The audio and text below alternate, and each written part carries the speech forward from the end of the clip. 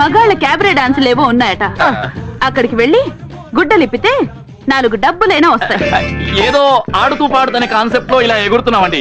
Don't think otherwise. కర్మ, బరువు బాధ్యతలు లేవు, సిగ్గు లజ్జ లేవు, నన్నే ఉద్యోగాలు వెతుక్కుందామని లేదు. ఏదో బుద్ధిమంతులు కదా అని పాపం ఆ పిల్లాడిని అనవసరంగా మీ రూమ్మేట్ గా పెట్టాను. ఏమండి ఇలాంటి చిన్న ఇన్సిడెంట్ తో మా క్యారెక్టర్ సినిమాకండి.